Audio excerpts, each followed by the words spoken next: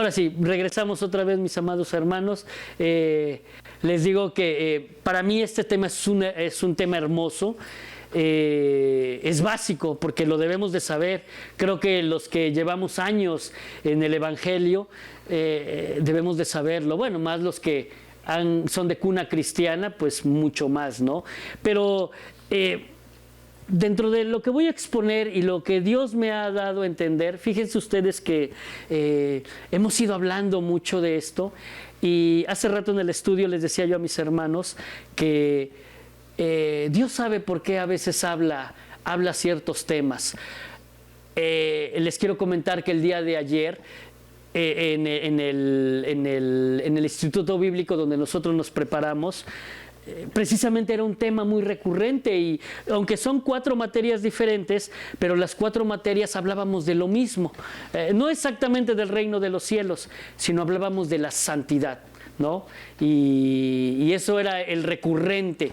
Y creo yo que hoy, en estos tiempos que estamos viviendo, en estos tiempos tan difíciles que Dios nos puso en este momento, creo que uno de los temas más recurrentes es la santidad, ¿no? Y entonces vamos a ver este tema del reino de los cielos. Si ustedes recuerdan, Juan el Bautista, cuando preparaba el camino para nuestro Señor Jesús, él decía eso, ¿no? ¿Cómo les decía? Arrepentíos, porque el reino de los cielos se ha acercado. Entonces, ya desde ahí, ya les venía diciendo a la gente, ¿verdad? Inclusive él, Juan el Bautista, que era esenio, era de una de las... Recuerden que ahí había varias como denominaciones, si podemos llevarle así.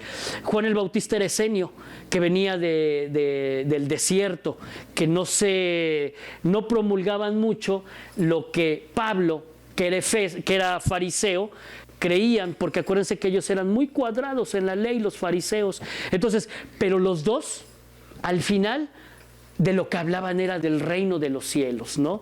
Nuestro mismo Señor Jesucristo hablaba del reino de los cielos cuando Él llega y empieza su ministerio antes del Sermón del Monte, en Mateo 4:17, perdón. Él dice: y el reino de los cielos ha llegado. Entonces, antes de comenzar ya estaba en su ministerio, pero antes de realmente comenzar a llevar todo el evangelio de Jesús, Él instaura el reino de los cielos. Entonces, yo creo que es algo bien importante. Y fíjense nada más, viene su ministerio, viene su muerte, su resurrección, y una vez resucitado, 40 días después, Él se les aparece a los discípulos. Esto lo podemos ver en Hechos. Y Él se queda con ellos, e igual les sigue hablando del reino de los cielos. Entonces, tantos años que Él estuvo con los discípulos, y yo no sé si no le entendieron o no sé qué pasó ahí, pero les sigue hablando del reino de los cielos. Imagínense ustedes haber estado con nuestro Señor Jesús y no haber entendido pues el evangelio principal, que era el reino de los cielos, ¿no? Y entonces me voy a ir rapidísimo a ese verso, que es Hechos, versículos 1, Hechos 1, versículos del 3 al 7. Y miren, dice la palabra de Dios: a quienes también después de haber padecido, se presentó vivo con muchas pruebas indubitables, apareciéndoles durante 40 días y hablándoles acerca del reino de Dios. 40 días, o sea, ya había estado en su ministerio, ya habían visto que había resucitado, se les aparece y aún así les sigue hablando del reino de los cielos, ¿no?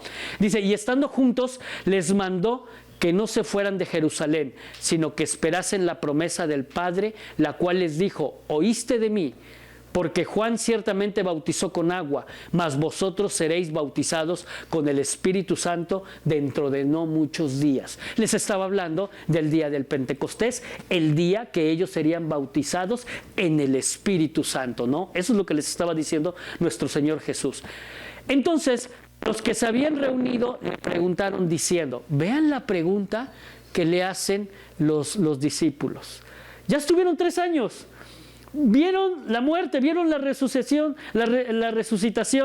y vean lo que les preguntan estos hombres: Señor, ¿restaurarás el reino a Israel en ese tiempo? Y yo creo que yo me doy de topes en la cabeza, ¿no?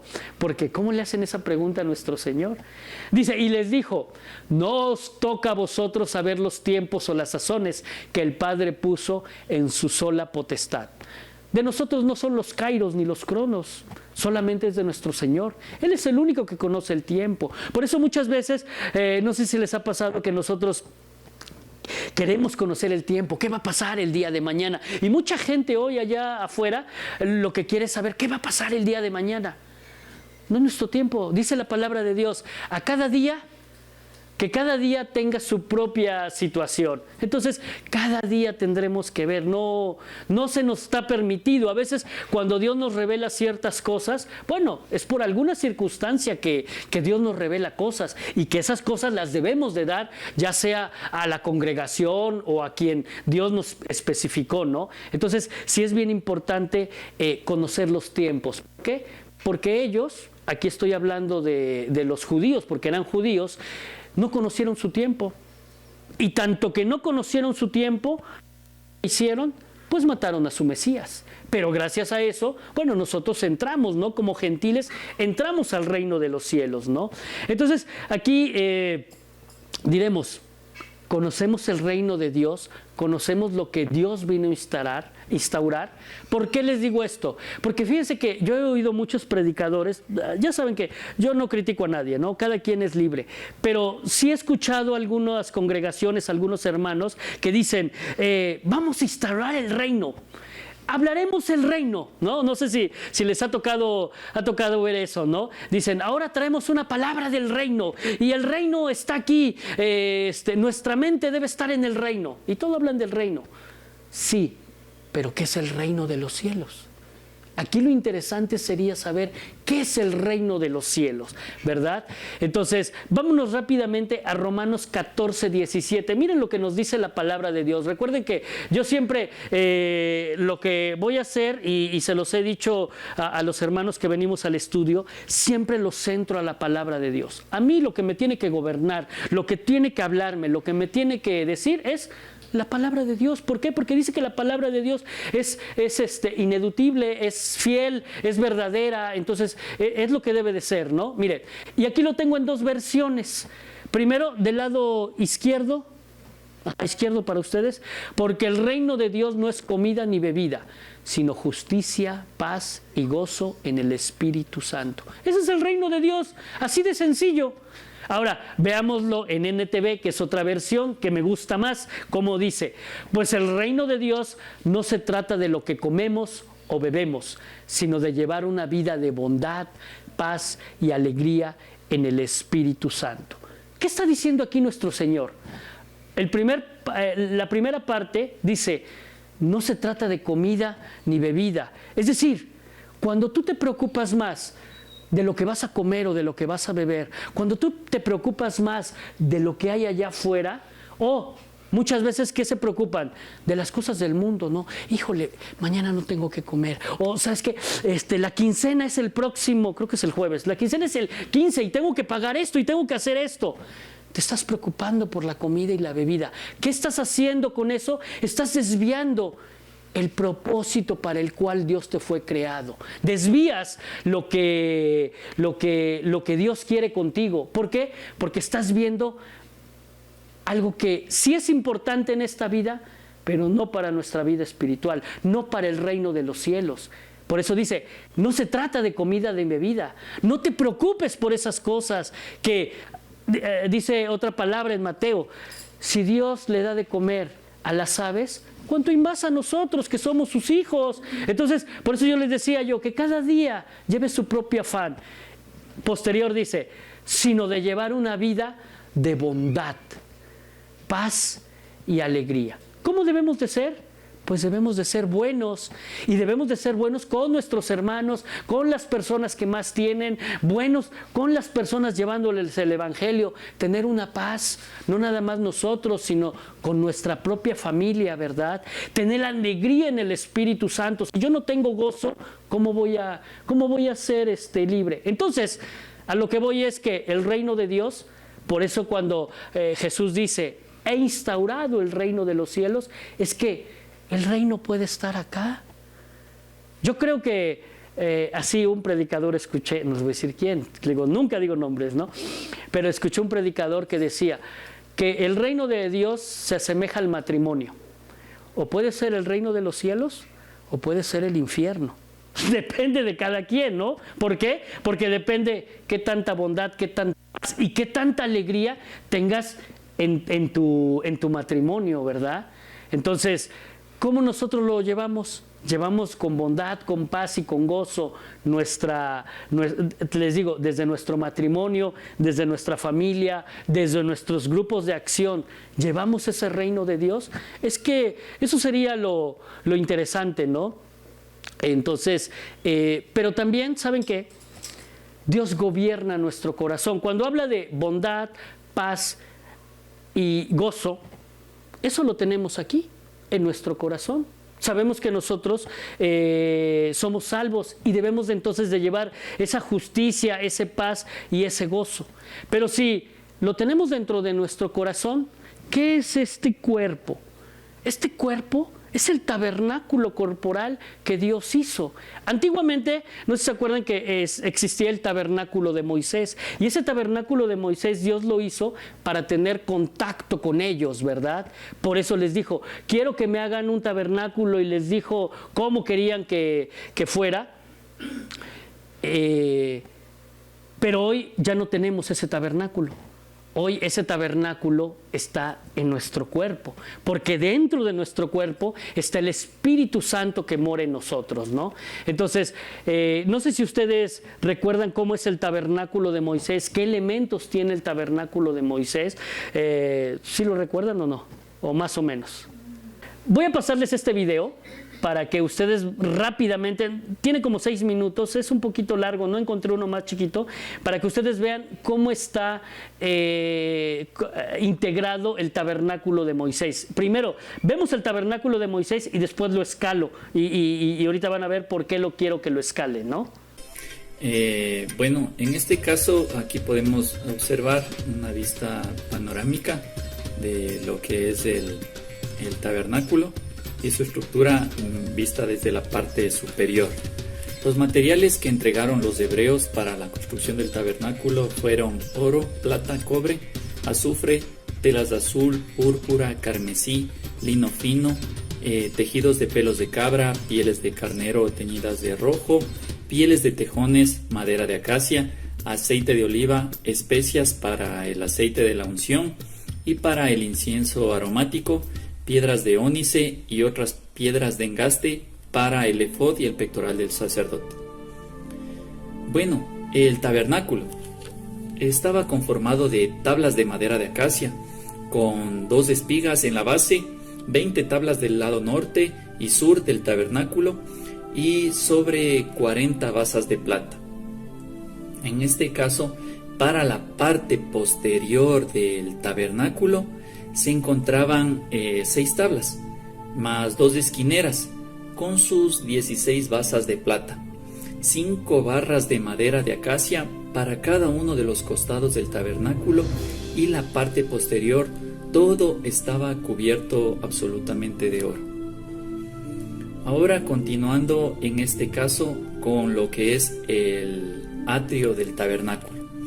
Está conformado por cortinas de lino fino con una longitud de 44 metros de ancho y 2.20 metros de alto al lado norte y sur, y están sostenidas por 20 columnas y 20 basas de bronce. Los capiteles de las columnas y sus molduras serían de plata. En la parte del lado oeste del atrio tendrá cortinas de 22 metros de largo sostenidas por sus 10 columnas y 10 basas de bronce. En la parte del lado oeste están cortinas de 22 metros de longitud. Aquí se encuentra la entrada. La cortina del lado derecho e izquierdo tendrá 6.60 metros, sostenidas por 3 columnas y sus 3 basas. En la puerta del atrio habrá una cortina de 8.8 metros de largo, hecha con lino fino y decorada con hermosos bordajes hechos de color azul, púrpura y carmesí, y será sostenida por sus 4 columnas y sus 4 basas. De igual manera, las columnas están sujetas a estacas de bronce. Pasamos a lo que es el altar de bronce. El altar está hecho de madera de acacia de 2.20 metros de largo y ancho y de 1.30 metros de alto, con sus cuernos en sus 4 esquinas. El altar estará cubierto de bronce y todos sus utensilios son de bronce, así como su rejilla de bronce, varas de acacia cubiertas de bronce para sujetar el altar. Pasamos con la fuente de bronce. Está colocado entre el tabernáculo y de reunión y el altar, y en ella hay siempre agua. Aquí los sacerdotes debían lavarse las manos y los pies antes de ingresar al tabernáculo, antes de llevar los sacrificios al altar y antes de ministrar. Continuamos con lo que es el lugar santo, la mesa de proposición. En este lugar se encuentra la mesa de proposición, que es de madera de acacia de 88 centímetros de largo, 44 de ancho y 66 de alto, cubierta de oro puro con una cornisa de oro alrededor y 4 anillos de oro a los costados, 2 varas de madera de acacia cubiertas de oro para su transporte y todos sus utensilios de oro, y ahí se colocaba el pan de la proposición. Pasamos al candelero. El candelero de oro puro, labrado a martillo, y todo sería de una sola pieza. Tendrá 6 brazos, 3 brazos de cada lado de la caña. Cada uno de los brazos tendrá una copa de forma de flor de almendro. El candelero tendrá 7 lamparillas que alumbran hacia adelante, y todos sus utensilios son de oro puro. 24 kilogramos de oro fino para el candelero y sus utensilios. Se utiliza aceite puro de olivas machacadas para el candelero, de modo que siempre esté encendido. Este candelero está colocado afuera del velo que está delante del testimonio. Altar del incienso, de madera de acacia, será cuadrado de 45 centímetros por cada lado y 90 centímetros de alto, con cuernos en sus esquinas. Todo está cubierto de oro puro, así como su cornisa. Tiene, en este caso, 2 anillos de oro a sus esquinas, 2 varas de madera de acacia cubiertas de oro. El altar está puesto delante del velo que está junto al arca del testimonio, delante del propiciatorio que está sobre el testimonio, donde se encuentra la presencia de Dios. Una vez al año, sobre sus cuernos en este altar se hará expiación con la sangre del sacrificio para expiación, y esto será algo muy santo para Dios. Muy bien, ahora pasamos del lugar santo al lugar santísimo. En este lugar se encuentra ubicada el Arca de la Alianza. El Arca de la Alianza o del Pacto se ubicaba en el lugar santísimo. Luego del segundo velo, esta es construida de madera de acacia, recubierta en el interior y el exterior de oro puro. Sobre el arca, un propiciatorio de oro puro, con 2 querubines colocados de frente con la mirada hacia el arca y sus alas extendidas. Era además el lugar donde el sumo sacerdote realizaba los sacrificios para la expiación de los pecados del pueblo, el cual derramaba la sangre de los animales sobre el arca. Este acto representaba simbólicamente la sangre derramada de Jesús, la sangre que limpió nuestros pecados, según Juan capítulo 1, versículo 7. Ahora, en el interior reposaban las tablas de piedra que Dios entregó a Moisés en el monte Sinaí con los 10 mandamientos, también la vara de Aarón y una urna de oro con maná. Esto según Hebreos capítulo 9 versículo 4. Esta arca representaba la presencia y el trono de Dios en la tierra. Allí le hablaba Dios a Moisés, según Éxodo capítulo 25 versículo 22 y Números capítulo 7 versículo 89. Eso es lo que es el tabernáculo de Moisés. ¿Para qué Dios designó el tabernáculo a los israelitas? Porque ahí es donde ellos les hablaba, donde tenían contacto con Él y donde también ellos limpiaban sus pecados. Ese era el tabernáculo realmente para ellos. Ahora, nosotros ya no tenemos esa parte, porque como bien decía ahí el locutor, nuestro Señor Jesús viene a representar todo eso. Ustedes ven que tiene varios elementos el tabernáculo de Moisés, ¿verdad? Ahora, vamos a verlo nosotros, ya no como tabernáculo de Moisés, porque eso era la ley, eso era el Antiguo Testamento. Ahora vamos a verlo con respecto al Nuevo Testamento, y hoy como ese tabernáculo de Moisés ahora es el tabernáculo corporal, que es nuestro cuerpo. Por eso Algunos jóvenes me han preguntado, oiga, ¿y entonces me puedo hacer tatuajes? No, porque este es el tabernáculo corporal. ¿Quieres manchar con algo tu tabernáculo corporal, donde mora hoy? En el tabernáculo de Moisés, recuerden que allí en el lugar santísimo era la presencia de Jehová, y ahí estaba la luz, el Shekinah. Este tabernáculo corporal, ¿lo quieres manchar con eso? Bueno, cada quien, ¿no? Pero, entonces, ahora, comparémoslo. Comparemos ese tabernáculo de Moisés. Recuerden que era en el Antiguo Testamento y era lo que Jehová tenía con lo que hoy tenemos. Bueno, vamos primeramente a lo que es el tabernáculo de Moisés. Ahí más o menos lo tienen. Espérenme, déjenme que... Ahí está, ya apareció. Más o menos lo tienen. Atrio, lugar santo, lugar santísimo, ¿no? Ahí están las citas, más o menos, son tres capítulos, Éxodo 25, 26 y 27, de lo que habla el tabernáculo. Ahí especifica bien, como ahorita en el video lo vimos, cómo debe de ser, qué debe de tener. Ahora, cada una de las cosas que está aquí en el tabernáculo, también nosotros las tenemos.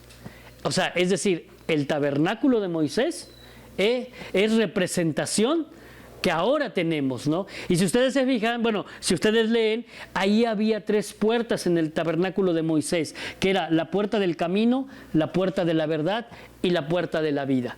¿Quién es hoy quien es el camino, la verdad y la vida?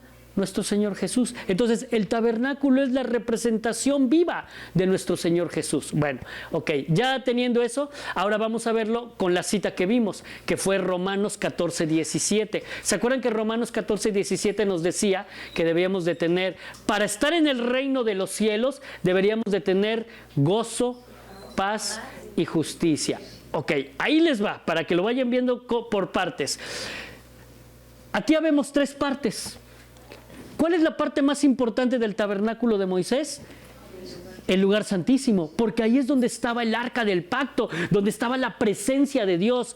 En el atrio no, aquí se hacían los sacrificios y no cualquiera podría entrar al lugar santo. Y solamente el sacerdote podría entrar al lugar santísimo una vez al año. Entonces, para que vayan viendo cómo está. Ok, entonces, si nosotros, de acuerdo a Romanos 14, 17, que lo vimos, tenemos justicia, paz y gozo, quiere decir que si tú tienes justicia divina, estás en el atrio. Si tú tienes paz, estás en el lugar santo. Y si tú tienes gozo, gozo con todo eso, o sea, ya pasaste la justicia y la paz, entonces ahora estás en el lugar santísimo. ¿Ya vieron cómo la representación es diferente? Ahora, veámoslo en la parábola del sembrador. Si yo lo llevo a la parábola del sembrador, y ya ven que dice que hubo un sembrador que puso semillas, algunas cayeron en espinos, otras cayeron en una roca y otras cayeron en tierra fértil, pero solamente las de tierra fértil son las que dieron fruto. Esas que están en ese fruto quiere decir que entra a lo que es el tabernáculo, pero ya ven que dice que unas dieron al 30, otras al 60 y otras al 100. Si tu fruto nada más está al 30%, mi hermano, estás en el atrio.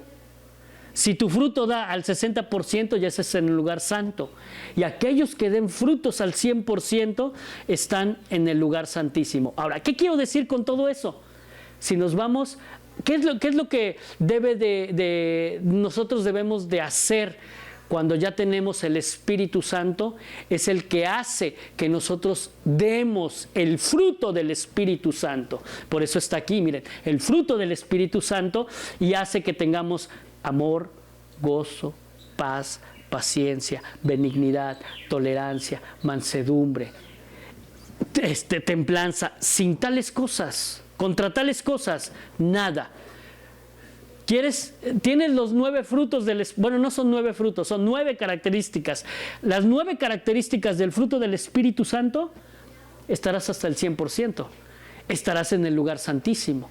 Vean cómo lo que en su momento fue el tabernáculo de Moisés, lo podemos representar en diferentes cosas que dio nuestro Señor Jesús a nuestra vida. Y entonces, por eso les tenía yo que pasar lo del tabernáculo. ¿Cómo es el tabernáculo? ¿Qué cosas tiene? Y a lo mejor después hacemos un estudio de realmente, porque cada uno de los elementos que tiene el tabernáculo de Moisés tiene una representación espiritual en nosotros. Entonces, ¿cómo es que esto puede albergar en el Nuevo Testamento muchas cosas? Ahora, vámonos directamente a lo que es nuestro estudio básico, ¿no? Que es lo que ahorita vamos a ver. En Juan 3:3 y 3:5 vamos a ver, si tú entras a este tabernáculo, ya puedes ver. Si después de ver entras a lo que es el lugar santo, ya tendrás una cobertura con pieles. Pero si tú heredas este tabernáculo, entonces ya tendrás la cobertura de pieles, la luz, el maná, todo lo que teníamos en el lugar santísimo.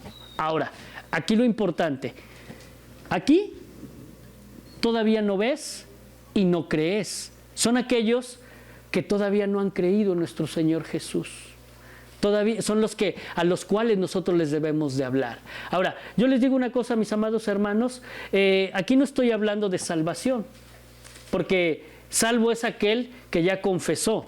Es decir, estos que están aquí en este lugar, en el atrio, ya son salvos. Todos aquellos que ya vieron, que ya confesaron, ya entraron al tabernáculo, ya tienen un tabernáculo corporal y ya son salvos. Pero si tú nada más te quedaste aquí, en esta parte, en decir, no, pues yo ya confesé, yo ya sé que Dios es mi Señor, te quedaste aquí en el atrio. ¿Quieres pasar? ¿Quieres ir a entrar a lo que es el lugar santo? O más aún, ¿quieres heredar el lugar santísimo? Eso sería lo interesante, ¿no? Entonces, el reino de los cielos se puede representar en el tabernáculo, tanto de Moisés como en el tabernáculo corporal que somos nosotros. Ahora, si lo vemos como en el tabernáculo corporal que somos todos nosotros, ya vieron las condiciones que debemos de tener, no nada más, o sea, ya nosotros creímos, ya estamos aquí adentro, ¿no? Ya somos salvos. Pero ¿qué es lo que quieres hacer, mi hermano? ¿Ver, entrar o heredar? Ese es realmente el estudio de esta mañana y lo que Dios quiere ver. Vamos primero por el primero, por ver. Jesús y le dijo, de cierto te digo, que el que no naciere de nuevo no puede ver el reino de los cielos. Entonces, mis amados hermanos, creo que ha sido una constante que yo les he venido hablando y a lo mejor dicen, ay, este señor, ¿por qué siempre nos habla de eso? De nacer de nuevo. Porque lo dice la palabra. Si tú quieres ver, ¿se acuerdan de la imagen? Tú quieres ver, o sea, estar en el atrio apenas, debes de nacer de nuevo. Ahora, ¿qué es el nacer de nuevo? El dejar todo lo que yo tenía, el que ya no lo haga. Ese es el nacer de nuevo. Entonces, yo creo que es la base principal para el reino de los cielos. Y apenas estaremos en el atrio. Y acuérdense que en el atrio está el sol. O sea, nos estaremos quemando. Y nada más, y ahí está en su proceso. Por eso no sé si se acuerdan que hemos visto en otras prédicas donde Dios nos tiene en un proceso de un nacimiento nuevo. Y ese proceso se llama catartizo. Y ese catartizo nos va a llevar a un hagios para que nosotros estemos a la altura del varón perfecto. Y eso es durante toda nuestra vida. Nosotros, miren, no sé, los que hemos a lo mejor los que son de cuna cristiana, no tanto, puedo pensar que no tanto, pero los que venimos del mundo y que tenemos poco de cristianos, a lo mejor adquirimos muchas cosas. ¿Y qué tenemos que hacer? Irnoslas limpiando. Ese es el nuevo nacimiento, ¿no? En donde tenemos que decir que no me tengo que conformar nada más con la bebida y la comida, nada más vivir para comer o vivir para trabajar. No, ese no es el reino de los cielos. Entonces, yo creo que es bien importante que nosotros veamos eso, ¿verdad? Y también dice, no puedes ver el reino de los cielos, ¿verdad? Queremos entrar, pero para poder ver, dice que debemos de tener una justicia. Ahora, ¿cuál será la justicia? ¿Cuál será la justicia que Dios quiere? Bueno, vamos a verlo.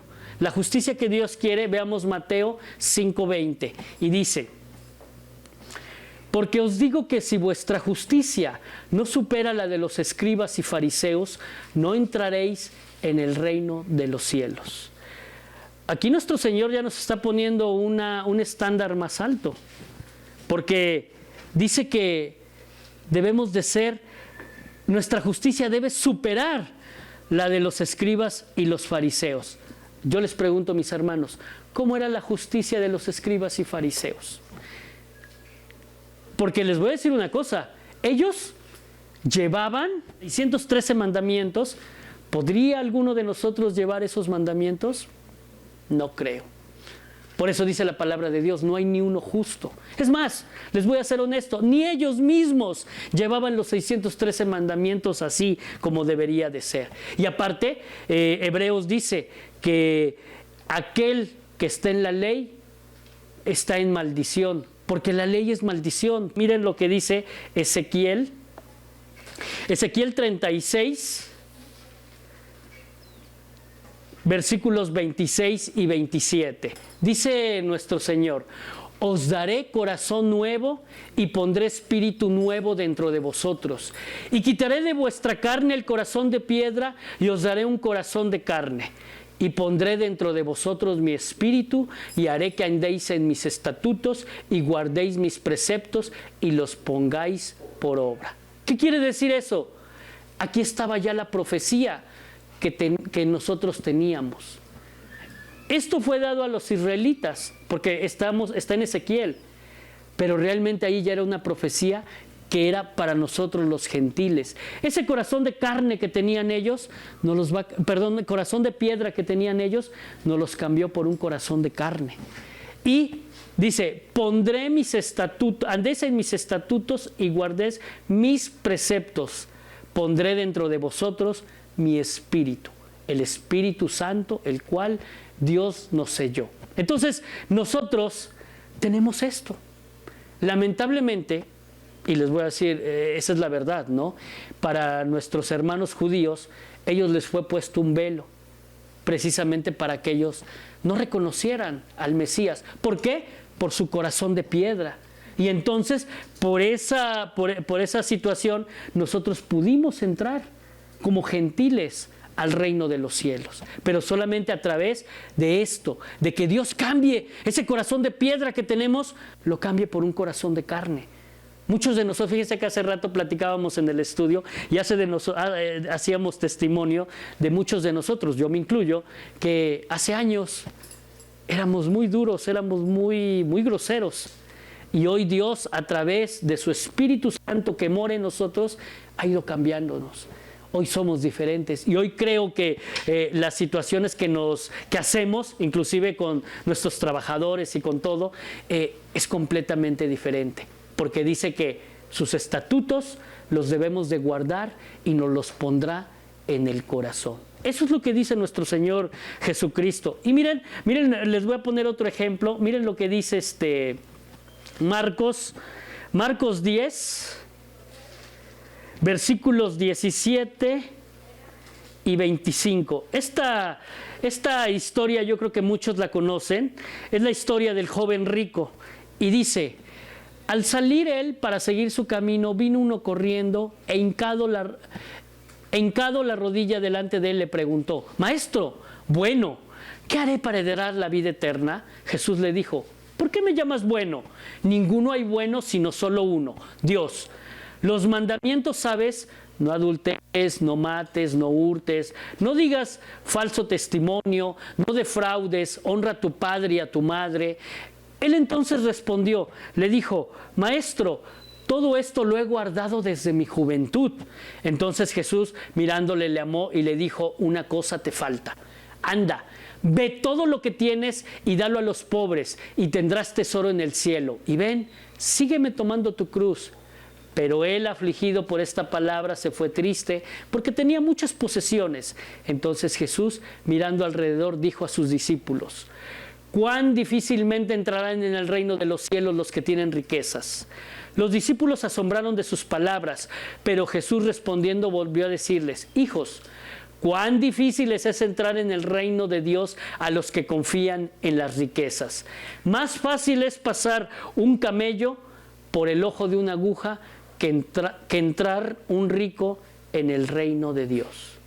Era un joven rico que había hecho todo. Él dice que todo lo había hecho, que no había hecho nada de lo que le decía la ley, ¿no? Dice, no adulteres, no mates, no hurtes, no digas falso testimonio, no defraudes, honra a tu padre y a tu madre. Él había hecho todo eso, ¿verdad? Y le dice, en el 20 le dice: todo he guardado, Señor. Pero cuando Dios le dice, en el 21 le dice: una cosa te falta, anda, vende todo lo que tienes y dalo a los pobres, y tendrás tesoro en el cielo. Ven y sígame y toma tu cruz. ¿Qué pasará con este joven?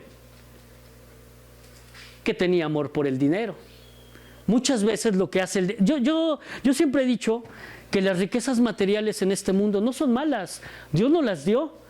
Pero ¿para qué nos dio esas riquezas? Para administrarlas. Decía otra vez Romanos 14:17, justicia, paz y gozo. ¿Cuál es la justicia que debemos de dar? ¿Cuál es lo que nos ha dicho? Dale a los pobres, dale a los más necesitados. Si Dios nos ha bendecido con alguna riqueza, nosotros tendremos que dar a los pobres, tendremos que dar lo que a Dios le corresponde. Realmente lo que nosotros nos ha dado Dios, si es que nos ha dado alguna riqueza, somos administradores de ese dinero. No es de nosotros ese dinero, lo administramos en esta tierra. Pero este joven tenía mucho dinero y lamentablemente yo siempre he dicho que el dinero, ¿saben qué hace? Te vuelves egocéntrico. Porque dice, ay, ahora quiero el último carro, o ahora quiero esta ropa, o ahora quiero la última pantalla, ¿no? La de 80 pulgadas para ver mi serie de, no sé qué serie, la de la Reina del Sur, porque yo me quedé ahí, creo que ahí me quedé, ya no sé las últimas series. Entonces, para eso la quiero, ¿no? Y ahorita que viene el Buen Fin, no, mire, ya vi una televisión en el Walmart, está en tantos meses sin intereses. ¿Para qué? Esa vida es la vida que Dios quiere. ¿Esa vida es la que el reino de Dios está estipulando? No. Dice, el reino de Dios es justicia, paz y gozo. Entonces, ¿cómo es que este joven, y Dios le dice,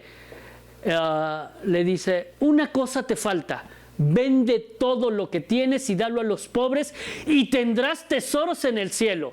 Sígueme tomando su cruz. Jesús nunca le dijo que iba a ser fácil. Nunca le dijo que no iba a tener preocupaciones ni dificultades. Le dijo, toma tu cruz. Cada uno de nosotros debemos de tomar nuestra cruz. Y entonces, sí, las riquezas materiales son buenas, sí, efectivamente, pero si te lleva a ser, esas riquezas materiales, si te llevan a ser egocéntrico, avaro, idólatra del dinero, entonces, ¿sabe qué? No tienes una justicia divina. ¿Y saben por qué? Miren, vean lo que dice, aquí está, perdón, es que ya va adelante. Efesios 5:5. Miren lo que dice Efesios 5:5. Porque sabéis esto, que ningún fornicario, o inmundo, o avaro, que es idólatra, tiene herencia en el reino de Cristo y en el reino de Dios. O sea, que cualquiera que tenga esa circunstancia no va a entrar al reino de los cielos. Dices, no, pero bueno, yo no soy inmundo. Ok, yo le doy a los pobres. Pero, ¿idolatras? ¿Qué idolatras? ¿El dinero? ¿Idolatras a la esposa? Porque hasta a la esposa se le puede idolatrar. ¿Idolatras a tus hijos? ¿Cuál es tu idolatría? Porque mi idolatría a lo mejor no es como la religión tradicional que tengo santos, ¿no? Pero tu idolatría puede ser el trabajo, tu idolatría puede ser la ropa, no sé. ¿Qué es lo que idolatras? Dice, porque aquí la idolatría es en general, no habla de santos. la idolatría. Dice, no tienen herencia en el reino de Cristo y en Dios. Entonces se dan cuenta hacia dónde Dios nos lleva, cuál es la voluntad de nuestro Señor y cuál es el propósito. Ahora, ¿cuál sería ese? Ya sabemos qué es lo que Dios no quiere para que entremos al reino de los cielos. Ahora, ¿cuál será el propósito? Veamos Primera de Tesalonicenses, capítulo 4, versículos del 3 al 7, mis hermanos. Dice, pues la voluntad de Dios es vuestra santificación, que os apartéis de fornicación, que cada uno de vosotros sepa tener su propia esposa en santidad y honor, no en pasión de concupiscencia como los gentiles que no conocen a Dios. Entonces, ¿cuál es la voluntad de Dios? Santificarse, la santidad. Dice otro verso que sin paz y sin santidad nadie verá al Señor. Entonces es tan importante la santificación, es un proceso que nosotros debemos de seguir, es un proceso que día a día nosotros debemos de llevar a cabo, ¿verdad? Y fíjense que ahí en el 5 dice, no en pasión de concupiscencia. Hoy, ¿cómo está el mundo que tenemos allá afuera? ¿Cuántos grupos? No nada más el LGTB, sino hoy las muchachas. ¿Y cuántos grupos hay ahí? Dice la palabra de Dios que cuando Él viniera, que iba a haber dos características. Que iba a ser como en los tiempos de Noé. ¿Y cómo eran los tiempos de Noé? Que todo mundo quería hacer maldad nada más. Esos eran los tiempos de Noé. Y como en los tiempos de Lot. ¿Cómo eran los tiempos de Lot? ¿Quiénes son aquellos que entraron allá a la casa de Lot? Porque querían tener relaciones con los ángeles. Los vieron tan hermosos que querían con ellos. ¿Cómo está hoy el mundo? Hoy inclusive, fíjense que al estar en educación, yo he dicho, no puede ser, porque en el libro de texto de preescolar, primaria y secundaria, dice que hoy tenemos 12, ¿verdad? 12 tipos de familias. Ya no existe nada más la familia normal, la de papá y mamá. Hoy tenemos 12 tipos de familias. No estamos como en los tiempos de Lot. Entonces, ¿qué tenemos que hacer hoy más que nunca? Santificarnos. La santificación es lo más importante, ¿verdad? Entonces, queremos llegar a la estatura del varón perfecto, mis amados hermanos. Tenemos que santificarnos, ¿no? Y esa santificación, ¿hacia dónde nos lleva? Miren, voy a regresar a la presentación. Que nosotros tengamos justicia, paz y gozo. Esa es la voluntad. Y en esa justicia, paz y gozo, que vayamos santificándonos. Eso es lo que Él quiere, ¿verdad? Entonces, ¿cómo queremos llegar nosotros a ese reino de los cielos? El reino de los cielos vino a instalarlo nuestro Señor. ¿Qué tanto nosotros queremos o qué tanto estamos dispuestos a dejar para que Él realmente tome nuestra vida en control? Porque debe de tomar nuestra vida en control. Porque si tenemos ese Espíritu Santo, el Espíritu Santo es el que nos va a redarguir para tomar esa vida en control. ¿Sí, hermanos? Creo que lo más importante es la santificación, lo más importante es lo que debemos de hacer y que esa voluntad de Dios, que ya tenemos esa fe, pero esa fe debe de producir frutos. Por eso ya ven que en el esquemita les ponía yo el de los frutos del Espíritu Santo. Debe de producir frutos, porque si no produce frutos, ¿qué dice Santiago 2? La fe sin obras es muerta. Porque nosotros, por ejemplo, decimos, nosotros somos salvos por fe, sí, pero esa fe te tiene que llevar a producir obras. Porque si no lo haces, entonces no tienes fruto del Espíritu Santo. Y entonces el Espíritu Santo no te está moviendo. Eso es lo más importante, mis hermanos. La fe sin obras es muerta. Debemos de amar más a Dios, las cosas de Dios, que lo que estamos amando al mundo. Cada día nosotros, mis hermanos, tenemos que ir despojándonos del mundo, despojándonos de lo que hemos adquirido del mundo, y nosotros debemos de ser esa contracultura para que el reino de los cielos se instaure aquí, con nosotros, con nuestras familias, con nuestra iglesia y obviamente en Orizaba. Es lo que queremos realmente, pero tenemos que empezar por nosotros mismos, ¿verdad? Tenemos que empezar por lo que hacemos día a día. Y miren lo que dice Romanos 12:1. Romanos 12:1 dice: así que, hermanos, os ruego por las misericordias de Dios que presentéis vuestros cuerpos en sacrificio vivo, santo, agradable a Dios, que es vuestro culto racional. Yo les soy honesto, pues sí me dice algo esa versión de la Reina Valera, pero miren la que yo les puse en Biblia lenguaje sencillo. A mí me dice más la de lenguaje sencillo. Dice: por eso, hermanos míos, ya que Dios es tan bueno con ustedes, les ruego que dediquen toda su vida a servirle y a hacer todo lo que Él le agrada. Así es como se le debe adorar. Entonces, ¿qué es lo que quiere Dios que hagamos? Aquí dice: dediquen toda su vida a servirle, todo lo que a Él le agrada y cómo se le debe adorar. Que nuestra vida sea testimonio de que nosotros somos cristianos, que nuestra vida sea testimonio de que allá afuera somos diferentes, y no porque nos creamos la última Coca-Cola, no, sino ¿saben por qué? Porque Dios está con nosotros, porque Dios mora en mi cuerpo y porque yo tengo el Espíritu Santo dentro de mí, porque este cuerpo corporal es el tabernáculo de Dios y en el cual su Espíritu Santo está dentro de mí. Eso es lo que tenemos que hacer, y todas las demás personas que están allá afuera lo deben de ver, deben de testimoniarlo.